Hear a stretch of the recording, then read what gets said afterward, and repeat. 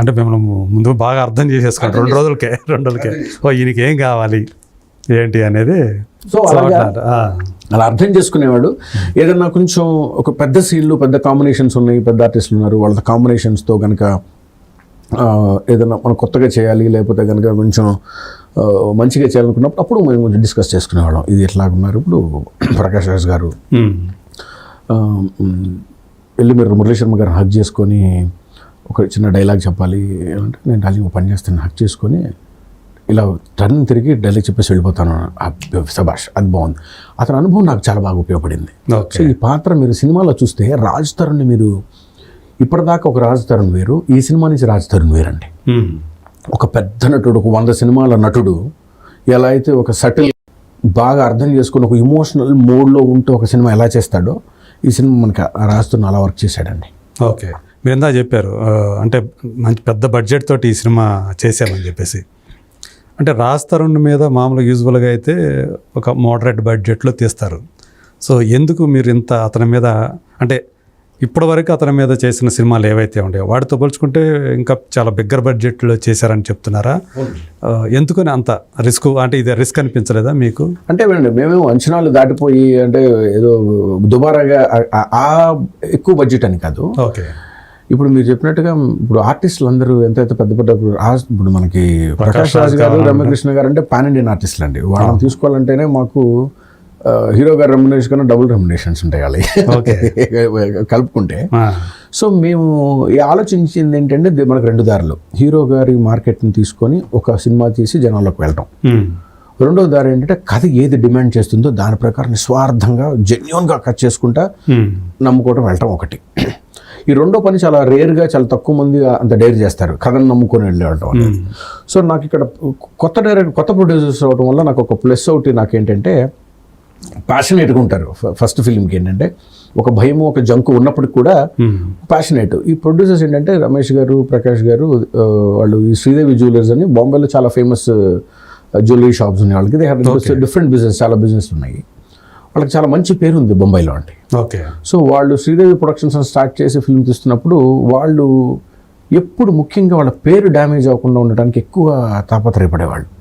మా నుంచి ఒక సినిమా వస్తుంది అంటే మేము అక్కడ కొన్ని లక్షల మందికి సమాధానం చెప్పాలి, కొన్ని లక్షల మంది అడుగుతారు, మాట్లాడతారు అనే ఉద్దేశంతో వాళ్ళు ఎప్పుడు ఉండేవాళ్ళు. ఓకే, సో అందుకని మేము వాళ్ళకి నాకు అనిపిస్తుంది అంటే, ఓకే శ్రీదేవి ప్రొడక్షన్స్ నుంచి ఒక ఫస్ట్ ఫిల్మ్ వస్తున్నప్పుడు that must be a bench mark, at least very good film. So మరి రాజ్ తరుణ్తో ఇది ఎలా మ్యాచ్ చేయగలుగుతాము అంటే, మాకు ఈ రెండింటిని, రాజ్ తరుణ్ ఏమో ఒక ఇది ఉంటే బడ్జెట్ ఏమో ఇంత ఉంది, ఈ రెండింటిని మాకు కలిపింది కథ. ఈ కథని ఈ రెండింటిని మీడియేట్ చేసుకుంటా కథ ఎంత డిమాండ్ చేస్తుందో ఎంతవరకు చేయగలుగుతాం అలా చేసుకుంటా ఒక అద్భుతమైన కథను తయారు చేసామండి. ఓకే, సో ఇప్పుడు మా ఫిల్మ్ని ఎడిటింగ్ దగ్గర నుంచి మిక్సింగ్ దాకా చూసుకుంటే మీరు ప్రతి దశలో పెద్ద పెద్ద టెక్నీషియన్స్ వర్క్ చేశారండి. మా డిఓపి గారు పీజీ విందా గారు అండి, ఆయన చాలా తెలియని డిఓపి, తెలుగులో ఇప్పుడు సినిమాటోగ్రఫర్స్ ఆఫ్ అసోసియేషన్ ఆయన ప్రెసిడెంట్గా ఉన్నారు. మ్యూజిక్ గోపి సుందర్ అండి. వాళ్ళందరూ ప్రతి దశలో వాళ్ళు చాలా సినిమాలు తీస్తున్నప్పటికీ ఈ సినిమా మీద ఒక కీన్నెస్, ఒక ఇంట్రెస్ట్ని మెల్లగా ఏర్పరచుకున్నారు. సో ఎడిటర్ మనకి మార్తాండ్ కే వెంకటేష్ గారు అండి. సో వీళ్ళందరూ అక్కడి నుంచి ఎడిటింగ్ నుంచి స్టార్ట్ అయితే వాళ్ళందరూ వచ్చి నాతో సపరేట్గా పర్సనల్గా మాట్లాడుతూ ఉంటే నాకు కొంచెం ఆశ్చర్యం వేసింది. నాకు ఫస్ట్ ఫిల్మ్ అయితే ఇదేనేమో ప్రాసెస్ అనుకున్నామండి. 2 సినిమాలు చేసిన తర్వాత నాకు I know how this works out, ఈ ప్రాసెస్ ఎలా ఉంటుంది అనేది నాకు తెలుసు, ఎవరెవరు ఎక్కడి వరకు ఉంటారనేది. సో అక్కడి నుంచి నాకు ప్రతి దశలో కూడా అందరూ వచ్చి మాట్లాడుతూ ఉండేపాటికే okay this is something else what we meet అనిపించింది. ఫైనల్ కాపీ చూసుకునేప్పటికీ అసలు మాకు గూస్ బంప్స్ వచ్చేసినాయి అండి. So we are so much happy and so much confident that this is going to be something else. So అంత నమ్మకంగా ఎందుకు ఉండగలుగుతున్నాం అంటే, ఏమాత్రం కొంచెం కూడా జంకు భయం లేకుండా మమ్మల్ని సినిమా అలా తీసి నుంచోబెట్టింది మమ్మల్ని.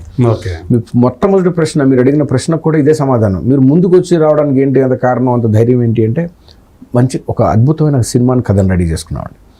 ప్రేక్షకులకి ఒక మంచి అనుభూతిని ఇవ్వగలిగితే అదే మమ్మల్ని ముందుకు తీసుకెళ్తుంది. ఒక చిన్న చిన్న పొరపక్షాలు, ప్రతి మనిషిలో ప్లస్లు మైనస్లు ఉంటాయి. ప్రతి అంశంలో ఏదో ఒక మైనస్ ప్లస్ ఉంటుంది. మనం వేసుకున్న చొక్కా కూడా ఏదో చిన్న దారపోగులైనా బయటకు రావడం అనేది సర్వసాధారణంగా ఉండదు. సో మాకేంటంటే కొంచెం ఇది టక్మన్ ఒక షాకర్ తగిలింది, కానీ రేపు మాకు మొన్న ట్రైలర్ టీజర్ రిలీజ్ చేస్తే 1 డేలో 5 మిలియన్ వ్యూస్ అండి. అసలు చాలామంది సినిమా వాళ్ళు చాలామంది షాక్ అయిపోయారు. అది ఏంటిది ఎలా ఇంత స్పందన ఎలా వస్తుంది ఏంటి అనేది వాళ్ళు చాలా ఆశ్చర్యపోయారు. సో ఏంటంటే మన దాని లోపల ఉన్న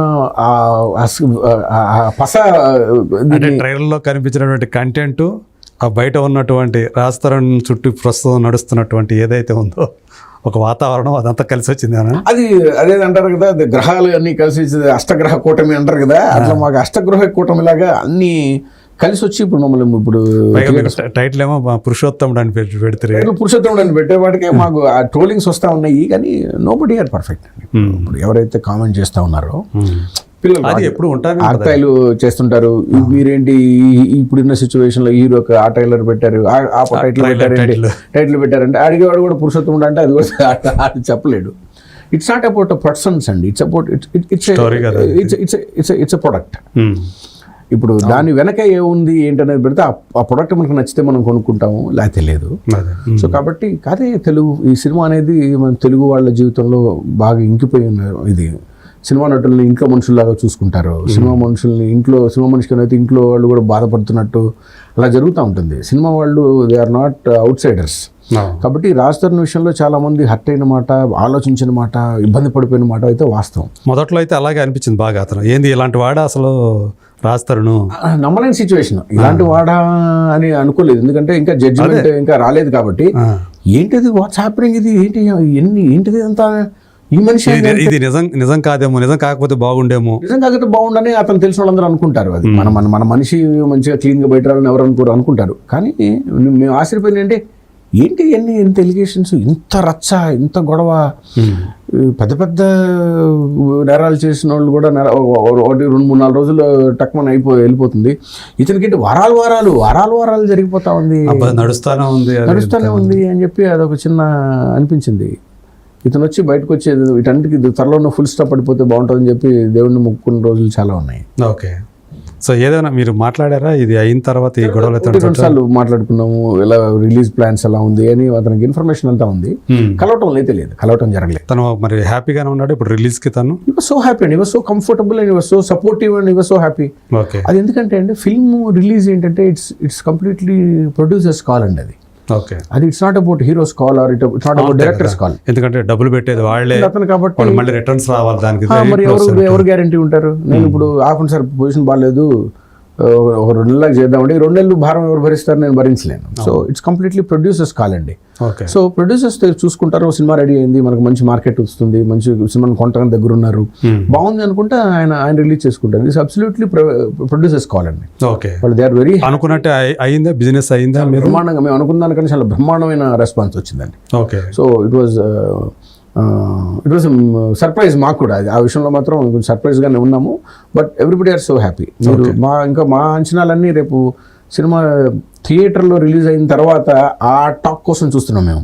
ఈ ప్రీ రిలీజ్ బిజినెస్లు ఇవన్నీ నార్మల్గా అయిపోతాయి. So we are so happy. So ఇప్పుడు వరల్డ్ వైడ్ రిలీజ్ అయిపోతా ఉన్నాం, త్రూఅవుట్ ఇండియా రిలీజ్ అయిపోతా ఉన్నాము. ఇప్పుడు రోజు ఇదే చర్చలు డిస్ట్రిబ్యూటర్స్తో వీటిల్లో. సుమారుగా ఎంత ఐడియా ఉందా ఎన్ని థియేటర్లో రిలీజ్ అయ్యే అవకాశం ఉంది? ఇప్పటికైతే 500 థియేటర్లు ఓన్లీ తెలుగు స్టేట్స్ లాక్ అయిందండి. సో మనకి ఒరిస్సా, కర్ణాటక వాటితో కలిపి ఇంకో 200 అవ్వచ్చండి. నాకు తెలిసి మొత్తం వరల్డ్ వైడ్ 1000 స్క్రీన్స్ పడొచ్చండి. 1000 స్క్రీన్స్ అంటే పెద్ద సినిమా కింద లెక్క రాజతరుణ్కి సంబంధించి. సో అది పురుషోత్తముడు అన్నారు కదా, అంటే ట్రైలర్లో చూస్తే మొదట్లో అతని మీద ఏమైనా ఎలిగేషన్స్ రావటం ఇవన్నీ చివరికి అతను పురుషోత్తముడు తెలుతాడా అన్నట్టుగా ఉంటుంది. సో చాలా మంది నిజ ఇప్పుడు జరుగుతున్న సంఘటనలకి దానికి ముడిపెట్టుకొని సరిగ్గా మ్యాచ్ అవుతున్నట్టుగా ఫీల్ అవుతా ఉన్నారు.